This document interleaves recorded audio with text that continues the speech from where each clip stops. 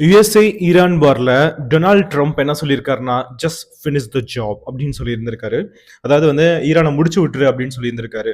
இப்போ யுஎஸ்ஏ பேச்சு கேட்டு இஸ்ரேலும் சேர்ந்து அதாவது ஈரானை ரொம்ப வருஷமா அட்டாக் பண்ணிட்டே இருக்காங்க. இன்னைக்கு தேதியில பாத்தீங்கன்னா சீஸ் ஃபயர், அதாவது 60 நாள் சீஸ் ஃபயர் வந்து கம்ப்ளீட் ஆயிருந்திருக்கு. அதே மாதிரி இந்த சீஸ் ஃபயர்ல வந்து நான் போரை வந்து நிறுத்திடுவேன் அப்படின்னு சொல்லிட்டு உலகம் ஃபுல்லா சொல்லிட்டு இருந்தாரு டொனால்ட் ட்ரம்ப். ஸோ அவர் என்ன பண்ணார்னா வந்து அதாவது உலகம் ஃபுல்லா நிறுத்துறதும் இல்லாம நான் ஈரானுக்கு வந்து அதாவது ஈரான்ல இருக்க மக்களுக்கு நிறைய ரைட்ஸ் நான் வாங்கி கொடுப்பேன். அதாவது இந்த உயிர்கள் தேவையில்லாம சாகிறதெல்லாம் நான் நிப்பாட்டிடுவேன் அப்படின்லாம் வந்து ப்ராமிஸ் பண்ணியிருந்தாரு. ஆனா இன்னைக்கு தேதியில பாத்தீங்கன்னா ஈரான் நியூக்ளியர் வெப்பனை கம்ப்ளீட்டா அவன் லைஃப்ல வச்சிருக்கவே கூடாது அப்படின்னு சொல்லிட்டு இருந்திருக்காங்க. அதாவது பிரசிடென்ட் டொனால்ட் ட்ரம்ப் இன்னைக்கு ஈரானை பார்த்து தன்னோட கைக்குள்ள இல்ல தன்னோட காலுக்கடியில வச்சு நசுக்கிட்டு இருக்காருங்க. இன்னைக்கு இந்த உலகமே அதே மாதிரி எல்லாத்துக்கும் மேல எப்பவும் போல நம்மளோட இந்த வீடியோலாம் என்ன எப்போ ஒரு ஆளை திட்டுவேன். அதாவது யுனைடெட் நேஷன்ஸ், இந்த ஐக்கிய சபை, அதுவுமே பாத்தீங்கன்னா எல்லாத்தையும் பார்த்துட்டு இன்னைக்கு கம்முன்னு இருக்கு. அதாவது இன்டர்நேஷனல் கோர்ட் ஆஃப் ஜஸ்டிஸ்னு ஒன்று இருக்குங்க இந்த உலகத்துல. அதாவது இன்டர்நேஷனல் கோர்ட்னு சொல்லுவோம். இன்டர்நேஷனல் கோர்ட் என்ன சொல்லுதுன்னா வந்து லெபனான்ல அதாவது ஈரானை சப்போர்ட் பண்ற ஒரு கண்ட்ரி லெபனான். லெபனான்ல வந்து நிறைய அமைப்புகள்லாம் பாத்தீங்கன்னா ஈரானை வந்து சப்போர்ட் பண்ணிட்டு இருக்கோம். அதாவது தெரான் இந்த கேபிட்டல் சிட்டில எல்லாம் வந்து நிறைய மக்கள் வந்து லெபனான்ல போய் அங்க ட்ரெயினும் ஆவாங்க. இங்க இருக்க ஈரானோட ஐஆர்ஜிசின்னு ஒரு மிலிட்ரி இருக்கு. அதான் ஈரானோட மிலிட்ரி. அந்த ஈரானோட ஆர்மி பாத்தீங்கன்னா அதுல இருக்க ரிட்டையர்ட் பர்சனா லெபனான்ல போய் அங்க இருக்கவங்களுக்கு ட்ரெயினும் பண்ணுவாங்க. அது வந்து ஒரு சப்போர்ட்காக. அதாவது இன்னைக்கு வந்து இஸ்ரேல் பாத்தீங்கன்னா லெபனான்குள்ள என்ட்ராய் அதாவது அவங்களோட கேபிட்டல் சிட்டி முத கொண்டோம் நிறைய அதாவது ரிலீஜியஸ் சைட்ஸ் எல்லாம் பாத்தீங்கன்னா அதாவது தலங்கள், அதாவது மத சார்ந்த தலங்களுக்குள்ள எல்லாம் உள்ள இறங்கி எல்லாத்தையும் கம்ப்ளீட்டா கேப்சர் பண்றாங்க. இன்னொரு விஷயம் என்னன்னா லெபனான் நாட்டை விட்டு எல்லா மக்களும் வெளியே ஓடி போயிருங்க அப்படின்னு சொல்றாங்க. லெபனான் மக்கள் வெளியே ஓடுறதுக்கும் இன்னைக்கு இடம் இல்லை. ஏன்னா அது பக்கத்துல இருக்க கண்ட்ரிஸ் இன்க்ளூடிங் ஆப்பிரிக்கன் நேஷன்ஸ் முதல் கொண்டும் இங்க ஆப்பிரிக்கால பாத்தீங்கன்னா அந்த நார்த் சைட் மௌரிட்டேனியா, அல்கேரியா, லிபியா, எகிப்து, இந்த மாதிரி எல்லா கண்ட்ரிஸும் பாத்தீங்கன்னா லெபனான்ல இருந்து எந்த மக்கள் வந்தாலும் ஈரான்ல இருந்து எந்த மக்கள் வந்தாலும் திரும்பவும் அனுப்பிச்சு விட்டுறாங்க. இல்லாட்டி அந்த இடத்துல சுட்டு தள்ளிடுறாங்க.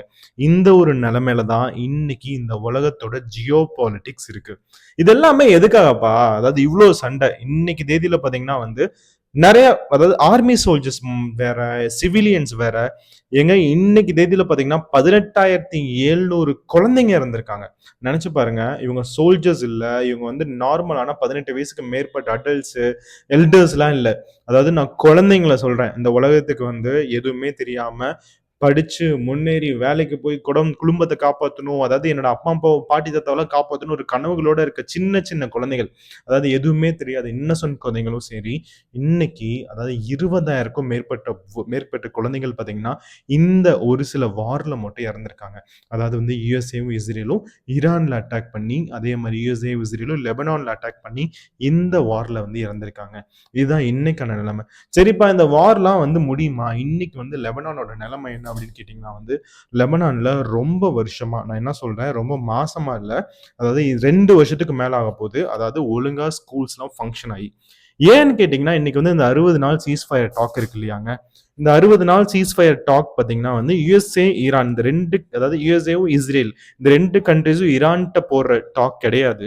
இது வந்து முன்னாடி அதாவது வந்து ஜூன் மாசம் 2025 இந்த மாதிரி ஒரு டாக் வந்துச்சு. சீஸ் ஃபயர் டாக்னு சொல்லிட்டு ஒன்று வந்துச்சு. அப்போ வந்து ஒரு மாசம் நடந்துச்சு. திரும்பவும் வந்து அவங்க அடிச்சுக்க ஆரம்பிச்சாங்க. திரும்பவும் வந்து வாக்குவாதத்தை ஸ்டார்ட் பண்ண ஆரம்பிச்சிட்டாங்க. அதுக்கப்புறம் கொஞ்ச நாள் போயிட்டு இருந்துச்சு. அதுக்கப்புறம் டைரக்டான வார்ல என்ட்ரு ஆனாங்க. ஸோ இப்போயும் அதே மாதிரி தான் நடந்திருக்கு. 60 நாள் சீஸ் ஃபயர் முடிஞ்சோடனே திரும்பவும் அதாவது வந்து யுஎஸ்ஏ இப்போ என்ன நினைக்கிறாங்கன்னா ஈரான் கிட்ட அந்த நியூக்ளியர் வெப்பன் தயாரிக்கிற அந்த ஒரு யுரேனியம் 235 ஐசோடோப் வந்து இருக்கவே கூடாது, இது எல்லாத்தையும் எடுத்துடணும் அப்படின்னு நினைக்கிறாங்க. இதுக்கு நடுவில் பார்த்தீங்கன்னா கசகஸ்தான் ஒரு கண்ட்ரி, அதான் வந்து உஸ்பெகிஸ்தான் பக்கத்துல, பாகிஸ்தான் பக்கத்துலன்னு வச்சுக்கோங்க. ஸோ அது கிட்ட இருக்க ஒரு கண்ட்ரி வந்து நான் அந்த யுரேனியம் வாங்கி நான் வச்சிருக்கேன், நான் அந்த நியூக்ளியர் வெப்பனை வாங்கி வச்சிருக்கேன், ஏன்னா இந்த கண்ட்ரி வந்து யுஎஸ்ஏ சப்போர்ட் பண்ற கண்ட்ரி, நான் வாங்கி வச்சிருக்கேன் அப்படின்றாங்க. இதெல்லாம் வச்சு என்னவா பண்ண முடியும்னு கேட்டீங்கன்னா இன்னைக்கு சென்னை கிட்ட இருக்க நியூக்ளியர் பவர் பிளான்ட், அணுமின் நிலையம் சொல்லுவாங்க, கூடங்குளம் அணுமின் நிலையம், அந்த கூடங்குளம் அணுமின் நிலையம் பார்த்தீங்கன்னா சென்னைக்கே ஒரு கரண்ட்டை கொடுக்குதுங்க. ஸோ அந்த அணுவை வச்சு இந்த நியூக்ளியர் வெப்பன் தயாரிக்கிறது இல்லாம கரண்ட்டை தயாரிக்கலாம், நிறைய விஷயங்கள், நிறைய எனர்ஜி வந்து ப்ரொடியூஸ் பண்ணலாம். ஸோ இந்த மாதிரி நிறைய நல்ல விஷயங்களும் இருக்கு. இதெல்லாம் வந்து ஈரான் பண்ணவே கூடாது. அவன் வேற ஏதாவது ஒரு ரோல்குள்ள உள்ள போய்க்கணும், அதையும் வந்து யுஎஸ்ஏ தான் சொல்லணும் அப்படின்ற ஒரு அடிமைத்தனத்தை திரும்பவும் ரீஇன்சிஸ்ட் பண்ணிட்டே இருக்காங்க United States of America. So இவங்க இந்த விஷயத்தெல்லாம் பண்ணிட்டு இருக்கும்போது என்ன நடக்குதுன்னா வந்து நிறைய மக்கள், அதாவது யுஎஸ்ஏக்குள்ள இருக்க மக்களே பார்த்தீங்கன்னா, அதாவது அங்க இருக்க லீடர் 2 பார்ட்டி தான் இருக்கு யுஎஸ்ஏல, டெமோக்ராட்டிக், ரிப்பப்ளிக்கன். ஸோ டெமோக்ராட்டிக் பார்ட்டிக்கு வந்து ட்ரம்பே வந்து கமெண்ட் பண்ணியிருக்காரு. என்னன்னா வந்து டெமோக்ராட்டி அப்படின்ற மாதிரி கமெண்ட் பண்ணியிருக்காரு. டுமோக்ரட்டின்னு கமெண்ட் பண்ணோன்னே என்ன பண்றாரு அவரு, அதாவது அந்த டெமோக்ராட்டிக் மக்கள் இருக்க எல்லாருமே வந்து முட்டாள்தனமா, நான் இந்த வார் மூலியமா எதுவுமே நமக்கு பெனிஃபிட் கிடைக்காதுன்னு நீங்க நம்பிட்டு இருக்கீங்க, அந்த மாதிரிலாம் எதுவும் கிடையாது, கொஞ்ச நாள் பொறுத்துக்கோங்க அப்படின்னு சொல்லிட்டு அவரோட பார்ட்டி மெம்பர்ஸ்டையும் அதே மாதிரி அதர் பார்ட்டியுமே வந்து கமெண்ட்டும் பண்ணியிருந்திருக்காரு. இன்னைக்கு United States of America United Nation ஐக்கிய சபையை கண்ட்ரோல் பண்றது இல்லாம அவங்க யுஎஸ்ஏ, இஸ்ரேல் இந்த 2 கண்ட்ரியும் சேர்ந்து 51 கண்ட்ரியோட சப்போர்ட்டை வாங்கியிருக்காங்க. எதுக்காகன்னு கேட்டிங்கன்னா, ஈரானை அட்டாக் பண்ணி ஈரானை தன்னோட காலடியில் வச்சு நசுக்கிறதுக்காக. என்ன நடந்தாலும் சரி, என்னோட கண்ட்ரியோட நேஷனல் தேசியவாதத்தை நான் கண்டிப்பாக பாதுகாப்பேன். என்னோட கண்ட்ரி பார்த்தீங்கன்னா யார் முன்னாடி எப்பவும் தலை குனியவே கூடாது அப்படின்ற ஒரு நிலைமையில இன்னைக்கு ஐஆர்ஜிசி இருக்காங்க. இன்னைக்கு எவ்வளவோ நிறைய கண்ட்ரிஸ், பவர்ஃபுல்லான கண்ட்ரிஸ்லாம் சொல்கிறோம். ரஷ்யா, சைனா, அதே மாதிரி நிறைய கண்ட்ரிஸ்லாம் சொல்கிறோம். அதாவது சைனா கண்ட்ரி என்னதான் வந்து ஈரானை சப்போர்ட் பண்ணுறேன்னு சொன்னாலும், ரஷ்யா சப்போர்ட் பண்ணுறேன்னு சொன்னாலும், இன்னைக்கு வரையுமே டைரக்டான இன்ஃப்ளூயன்ஸ் இல்லவே இல்லை. இந்த இந்த இந்த மாதிரி நிறைய ஃபைட்ஸ் இந்த உலகத்தில் நடந்துட்டு இருந்தாலும், அதாவது இது எல்லாத்தையும் சொல்யூஷன், இது எல்லாமே எப்போதான் சால்வ் ஆகும்னு எந்த ஒரு ஜியோ பாலிட்டிஸ்டையும் கண்டிப்பாக அதுக்கான ஆன்சரும் கிடையாது. இதை கண்டிப்பாக கடவுள்னு ஒருத்தர் பார்த்துட்டு இருந்தா இதை சால்வ் பண்ணி வைக்கணும்னு என்னோட மிகப்பெரிய கோரிக்கையாக இருக்குது. இது எல்லாத்துக்கும் மேலே, அதாவது வந்து இன்னைக்கு அந்த 51 கண்ட்ரி வந்து யுஎஸ்ஏவை சப்போர்ட் பண்ணுறாங்க. அதே மாதிரி 18,500 குழந்தைகள் இன்னைக்கு வந்து இறந்துருக்காங்க. இதுக்கெல்லாம் யார் பதில் சொல்கிறது அப்படின்றத கமெண்ட்ல தெரிவிங்க. திரும்பவும் வேற ஒரு வீடியோவில் உங்களை சந்திக்கிறேன். மிக்க நன்றி.